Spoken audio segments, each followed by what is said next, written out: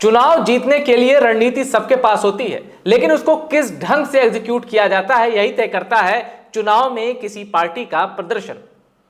9 अक्टूबर को बीएसपी की ऐतिहासिक रैली के बाद वो जो सिलसिला शुरू हुआ था वो बिहार तक भी गया। बिहार में भी बहन जी ने एक रैली की और अब बहन जी दिल्ली आ रही हैं। और याद कर लीजिए, जब जब वो दिल्ली आती हैं राजनीतिक रूप से तब तब कुछ बड़ा होता है। कम से कम अतीत की टाइमलाइन तो यही कह रही है। इस बार बहन जी दिल्ली क्यों आ रही हैं, उनका प्लान क्या है, क्या यह प्लान सीधे जुड़ा है 2027 से? ये सब जानने के लिए मेरे साथ जुड़ चुके हैं अभिषेक उपाध्याय जी। अभिषेक जी, पहला सवाल, ऐसा क्यों लोग कहते हैं कि बहन जी जब जब दिल्ली आती है कुछ बड़ा होता है, और इसी में मैं अपना सवाल कंटिन्यू कर रहा हूं, वो दिल्ली आ क्यों नहीं है? देखिए, बहन जी का दिल्ली आने का मकसद बहुत ही क्लियर है, जो हम बहुत दिनों से लगातार डिस्कस कर रहे हैं कि किस तरह से बीएसपी एक तरह से रीऑर्गेनाइजेशन के प्रोसेस से गुजर रही है। बहुत लोग ये भी कर रहे हैं कि रीबर्थ है, ये पुनर्जन्म है बीएसपी का।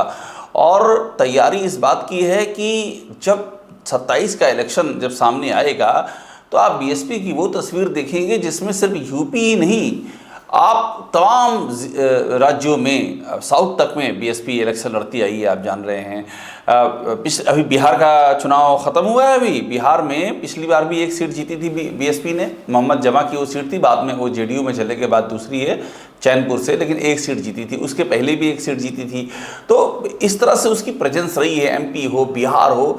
ये जो पूरी एक बड़ी ऑल इंडिया प्रेजेंस है, बहन जी का प्लान एकदम क्लियर है कि पुरानी वाली बीएसपी लौटानी है। वो बीएसपी जो 1900 जिसने चौंकाना शुरू किया 1993 से, 95 में ऐसा चौंकाया कि मतलब इंडिया ही नहीं दुनिया चौंक गई। टाइम मैगजीन में बहन जी छपी, विश्व की 100 ताकतवर महिलाओं में से एक बहन जी टाइम मैगजीन ने छापा।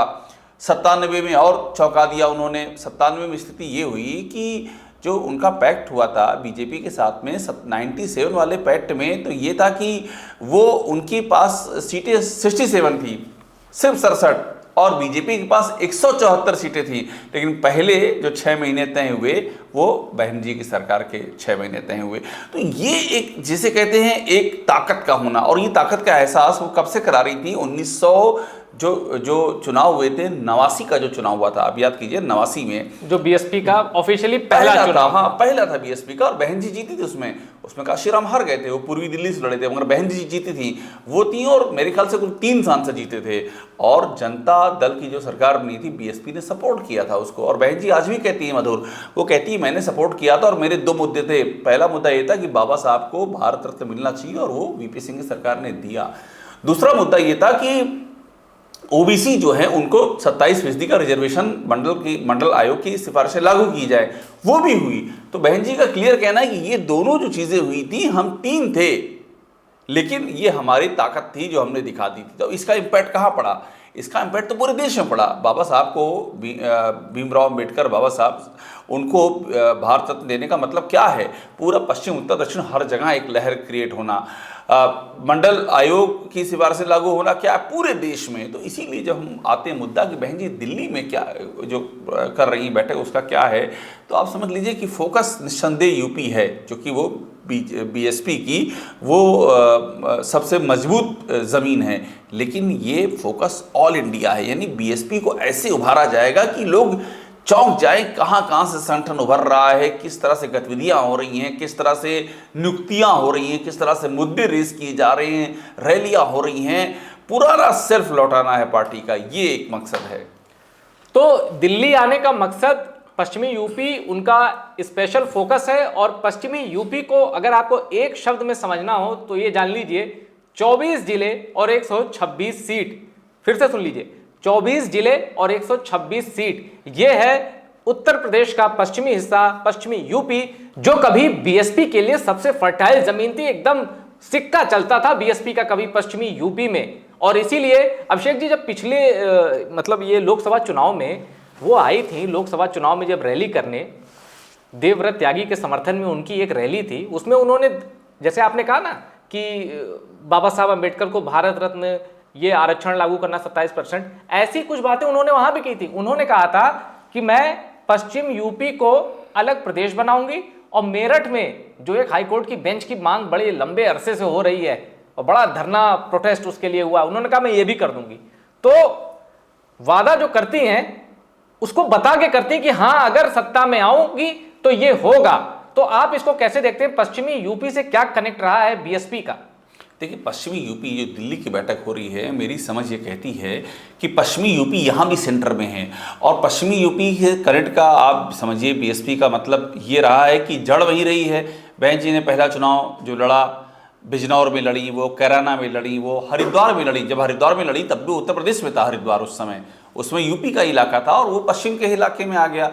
तो शुरुआत यहीं से की उन्होंने, और बिजनौर से पहली बार वो सांसद बनी। आप याद कीजिए, वो मीरा कुमार से लड़ गई, वो रामविलास पासवान से लड़ गई, 85 बिजनौर की लड़ाई, कितनी बिजनौर। मशहूर लड़ाई थी वो, और नंबर 3 पर रही, लोग दंग रह गए। बीएसपी का जन्म 84 में हुआ था। एक साल के अंदर अगर एक पार्टी की नेता इतने कद्दावर नेताओं से लड़ जाए, दलित समाज के से आने वाले नेता, और नंबर 3 पे, सब दंग रह गए, चौंक गए कि ये कौन सी ताकत आ गई है। और वहाँ का कॉम्बिनेशन आप देखिए, मुस्लिम आबादी पूरे प्रदेश की बात करें तो 19-20, आप कहीं 21 कहा जाता है, आप एक मोटा मोटा 20 मान लीजिए, 20 है, लेकिन पश्चिमी यूपी में ये 26% हो जाती है, 27% हो जाती है। मतलब बहुत ही बड़ा है इसका वो बेस है। और दलित सीटों का तो मैंने तो कई ऐसे रिपोर्ट पढ़ रहा था मधुर, कि 403 सीटों में कहते हैं 300 सीटें ऐसी हैं जहाँ दलित प्रभावित करते हैं, 300 सीटें। अब उसमें जाटव भी हैं, गैर जाटव भी हैं, मतलब क्या स्कैटर, किस तरह से स्कैटर्ड हैं। तो अगर ये पश्चिमी यूपी से शुरुआत होती है, और ये कहा जाता है कि जो यूपी का चुनाव होता है, आप जानते हैं पहला फेज पश्चिम यूपी से शुरुआत होती है। अगर पश्चिम यूपी से बन गई फिजा, माहौल बन गया, तो फिर माहौल रुकता नहीं है पूरे प्रदेश में। अभी जो बीजेपी 2024 में लोकसभा में बुरी तरह से हारी है, उसमें एक वजह ये भी कहेगी कि भाई पश्चिमी यूपी में ही छत्री महापंचायतें शुरू हुई, तो एक माहौल बन गया। अच्छा, जाति गोलबंदी कर रहे हो तो चलो फिर राजभर भी कर लेंगे, फिर निषाद भी कर लेंगे, ब्राह्मण भी कर लेंगे, फिर तो सब करेंगे ना। अब वो होते होते गोरबंदी ऐसी हो गई कि वो चुनाव चला गया 1993 में, जब नेताजी मुलायम सिंह यादव और काशीराम मिले थे, और नारा लगा था कि मिले मुलायम काशीराम, हवा में उड़ के जय श्री राम। मतलब मान्यवर काशीराम की जो ताकत थी, जब उनसे मुलायम सिंह यादव ने हाथ मिलाया, तो उसका बहुत सीधा सा मकसद था। एक तो इटावा में उनका भी चुनाव था, काशीराम जी का, लेकिन मुलायम सिंह यादव का खुद का भी चुनाव था जसवंत नगर का, और वो चुनाव वो जीते थे जसवंत नगर से, जिसमें उनको सपोर्ट मिला था बीएसपी का।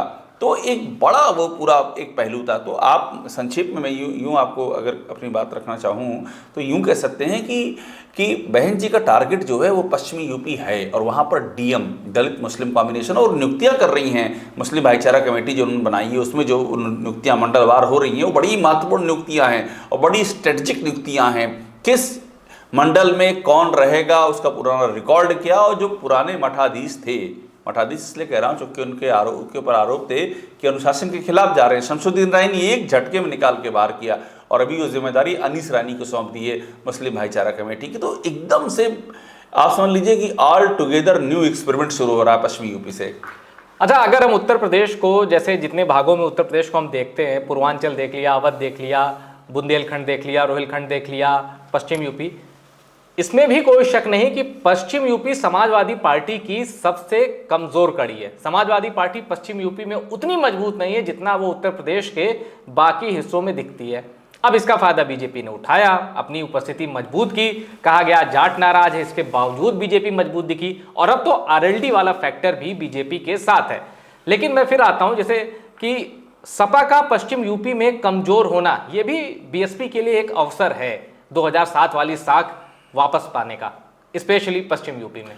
बीएसपी के लिए अवसर है, और दूसरा पहलू ये है कि समाजवादी पार्टी इसको लेकर के बड़ी चौकन्नी है। मैं आपको बताऊं, अभी अखिलेश यादव ने पूरा पश्चिम में लगातार बैठकें ली हैं और पश्चिम के नेताओं को साथ बिठाया है, जिम्मेदारियां तय की हैं। आप देखिए, पश्चिम में गुर्जर एक अच्छी खासी आबादी हैं।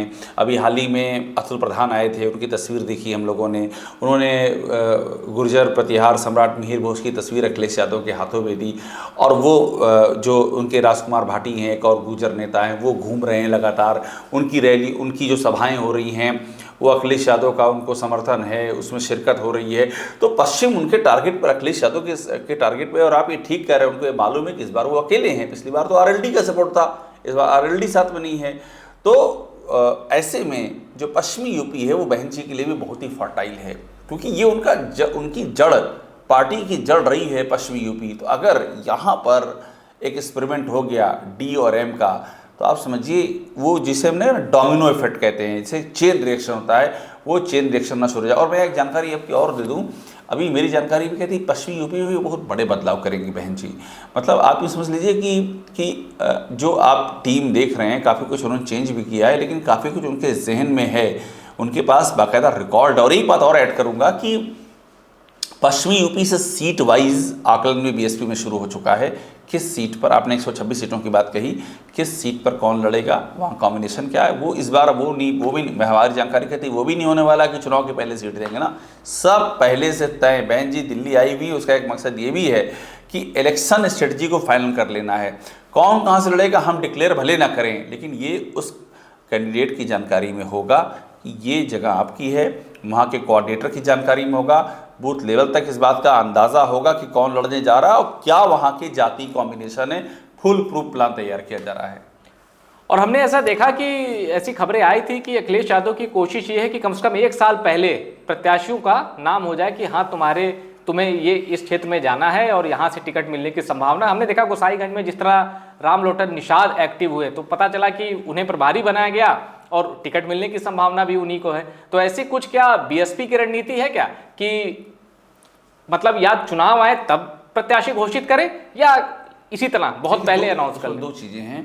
मुझे ऐसा लगता है कि घोषित नहीं करेंगे, लेकिन वो अंदर खाने में क्लियर होगा कि कौन लड़ेगा, यानी ऑफिशियल नहीं होगा। हाँ, लोगों को पता होगा। बड़ा खतरा होता है ना, आपने घोषित कर दिया, अब वो गुटबाजी चरम पर हो गई, वहाँ बवाल शुरू हो गया, फिर क्या है, घोषित किया, सबकी निगाहें उस कैंडिडेट पे चली गई, वो क्या कर रहा है, भला कर रहा है, उसका ट्रैक रिकॉर्ड क्या है, 1 साल पहले से वो फ्लोट होना शुरू हो जाएगा और चुनाव आते आते वो सैचुरेशन हो जाएगा। तो इसलिए ये सरप्राइज एलिमेंट रखते हैं। और समाजवादी पार्टी हमारी जानकारी उन्होंने भी मैपिंग कर ली है कौन कौन कहाँ से लड़ाना है। अखिलेश यादव लगातार इस काम में लगे हुए हैं, बड़ी मेहनत के साथ लगे हुए हैं। पोटेंशियल एलाइज कौन हो सकते हैं, कहाँ एलाइज को देना है, कहाँ अपना कैंडिडेट रखना है, ये सब चीज़ें हो रही हैं। हाँ, इलेक्शन डिक्लेयर होने के आसपास तक उसमें चेंजेस की गुंजाइश रहेगी, लेकिन तैयारी यही है दोनों ओर से कि मोटा खांचा हम खींच लें ताकि हमको इलेक्शन नज़दीक आने में ढूंढना ना पड़े कि यहाँ पर क्या कॉम्बिनेशन के मुताबिक हम किसे यहाँ पर पेश करेंगे। और जैसा आपने गिनाया कि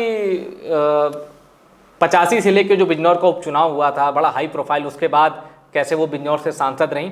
सहारनपुर की एक सीट है हरोरा, वहाँ से वो विधानसभा का चुनाव भी लड़ती थी। उसके बाद विधानसभा चुनाव से बहन जी ने दूरी बना ली। अब हमने देखा कि जब जनता ने अपील की तो अखिलेश यादव भी विधानसभा चुनाव लड़े और योगी आदित्यनाथ भी विधानसभा चुनाव लड़े।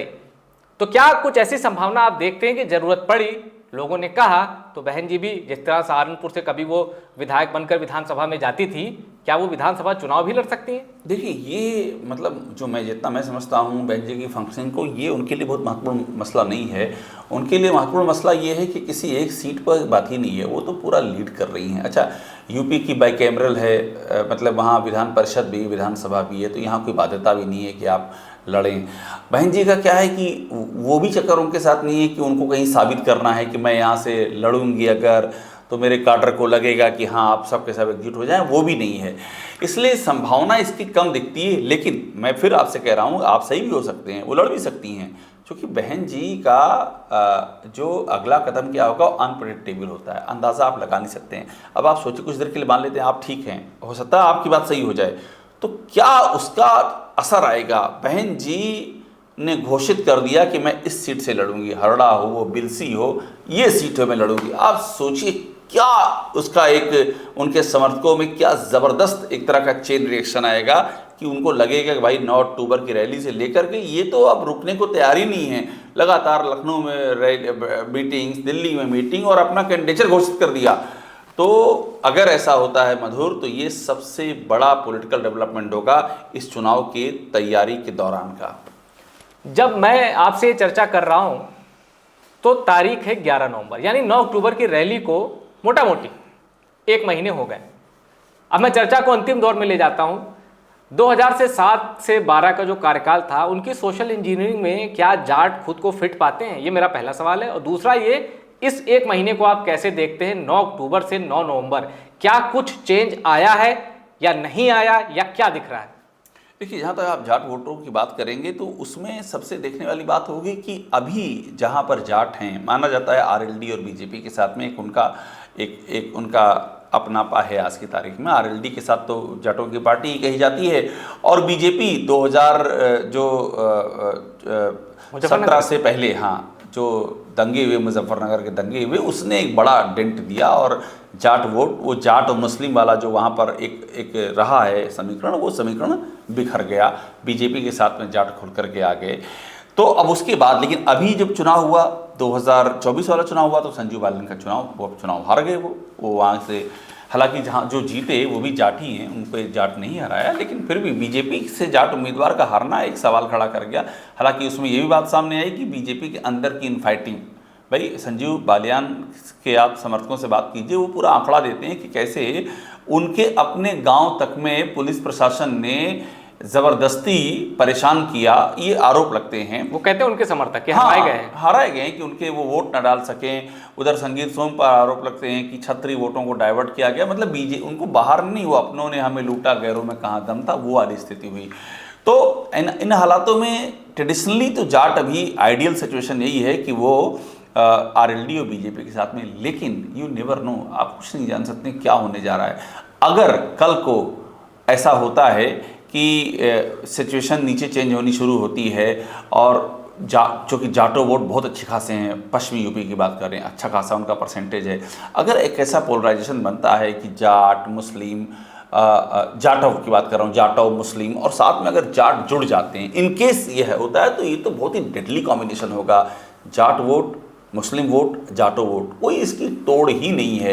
अच्छा, अब बहन जी, उनके जो पदाधिकारी बहन जी थे, उन्होंने जाट समाज से भी बहन जी ने पदाधिकारी बनाए हैं, उनको कोऑर्डिनेटर का पद भी दे रखा है। तो ऐसे में ऐसा नहीं है कि उनका ध्यान नहीं है जाट समाज की ओर, उनका बिल्कुल ध्यान है, और उनको यही समझ में आ रहा है, जितना मैं समझ पा रहा हूँ बीएसपी की रणनीति को, कि हम जरा बेस मजबूत कर लें और जो आसान है उसको जोड़ें। जैसे कि डीएम, ये प्रेडिक्टेबल है, डी जुड़ जाए, एम हमारे साथ में आ सकता है, ये दो चीज़ें हैं। इसके बाद जब ये दो दिखेंगे इन द लाइन, तो उसमें उनको ओबीसी जोड़ना है। फिर वो ओबीसी जोड़ने की प्रक्रिया में जाट भी आएंगे, क्योंकि जाट भी ओबीसी हैं, फिर उसमें गुर्जर भी आएंगे। तो ये सारी की सारी प्रक्रिया उसी पर, बेस पर डिपेंड करती है, और वो बेस बनाने की तैयारी में बहन जी। और बस एक छोटी सी इन्फो अपने दर्शकों को दे दूं कि जो हमारा पिछला वीडियो था, जिसमें हम ये चर्चा कर रहे थे कि क्या यूपी में एआईएमआईएम और बीएसपी साथ आ सकते हैं, उसमें बीएसपी के कई समर्थकों ने, शुभचिंतकों ने स्वागत किया इस फैसले का कि अगर ऐसा फैसला भी होता है तो हमें कोई ऐतराज नहीं है, हम साथ में। और ये बड़ा मामला हो जाएगा अगर ऐसा, जो हम बात लगातार डीएम की बात कर रहे हैं, डीएम की हम तो जो बात कर रहे हैं वो एक पिरामिड बना रहे हैं, वोट का पिरामिड, वोट के सैलाब में बदल जाएगा अगर ये हो गया, और अगर ये वर्कआउट कर गया तो आप समझ लीजिए 27 की तस्वीर बदल जाएगी। अगर इनकेस, मैं इनकेस लगा रहा हूँ इसलिए चूंकि मुश्किल है, क्योंकि मुस्लिम वोट सपा के साथ इंटैक्ट है, ये भी एक सच्चाई है। 2024 का चुनाव 90% से ज़्यादा सपा और कांग्रेस साथ में, तो वो छोड़ेंगे कि नहीं, अभी बिहार का नतीजा आ रहा है, उससे भी काफ़ी कुछ क्लियर होगा कि मुस्लिम वोट का डाइवर्जन किधर हो रहा है। लेकिन अगर ये क्लिक करता है मधुर, तो ये राजनीति की तस्वीर बदल देगा। अच्छा, ये बताइए, मैं बिहार पे बस आखिरी मेरा ये आपसे सवाल है, अगर जैसा सारे सर्वे में दिखा रहे हैं कि महागठबंधन हार रहा है और जेडीयू बीजेपी अलायंस जीत रहा है, तो क्या ये परिणाम आने के बाद उत्तर प्रदेश के मुसलमान सोचेंगे कि उनका वोट कहाँ जाए? क्योंकि अगर वो कह रहे हैं कि एक मुश्त जाए, वो तो देख लिया बिहार में कि उनके वोट का कोई अर्थ नहीं रह गया, अगर ये जो पोल हैं ये सही हुए हैं साबित तो। देखिए, पिछली बार भी सोचा था, पिछली बार सीमांचल में 5 सीटें ओवैसी को चली गई थी, और ये कहा गया उसी के नाते सरकार नहीं बन पाई तेजस्वी यादव की। तो अगर इसी एग्जिट पोल के मुताबिक ये परिणाम आते हैं, अगर ये एनडीए जीत जाता है आसानी से और आरजेडी हार जाती है, तो जाहिर सी बात है वो उनको ये फिर दो बातें सोचनी पड़ेंगी। एक तो ये कि क्या जिस सिक्के पर वो दांव लगा रहे हैं, क्या वो जीतने की स्थिति में है? अगर नहीं है तो क्यों लगा रहे हैं? वो क्यों ना एक्सपेरिमेंट ही कर लें, ये भी एक है ना भाई। मान लीजिए कि आरजेडी नहीं हरा पा रही है, मुकेश सहनी नहीं हरा पा रहे हैं, तो लो हमने एआईएम को दे दिया, हमने 15-20 को जिता दिए, ठीक है। अल्टीमेटली वो भी टूट कर तो आरजेडी के साथ गया था पिछली बार, 5 में 4 चले गए थे। तो अगर ये शुरू से कहा जा रहा है मुसलमानों में कि भाई एक अल्टरनेटिव पॉलिटिक्स शुरू करो, अल्टरनेटिव मतलब जो आपकी बात करने वाला हो, ये नहीं कि बीजेपी को हरा, निगेटिव वोटिंग छोड़ दो, आओ पॉजिटिव वोटिंग में, जो आपकी बात कर रहा है उसको वोट दो। बीजेपी हारे जीते हमसे नहीं लेन देना, हमारी बात करने वाला आदमी विधानसभा और संसद में पहुंचे, ये भी एक स्टाइल ऑफ पॉलिटिक्स है जिसकी बहुत चर्चा होती है। तो बिहार के नतीजे बहुत कुछ तय करेंगे। और रिप्रेजेंटेशन चाहिए अब मुस्लिम समाज को। तो ये थी हमारी चर्चा बहन जी के मिशन दिल्ली पर, और इससे जुड़ी जो भी अपडेट होगी हम आपको सबसे पहले सारी अपडेट देंगे। टॉप सीक्रेट की ये चर्चा पसंद आई हो इसको शेयर करिएगा और टॉप सीक्रेट को सब्सक्राइब जरूर करिएगा।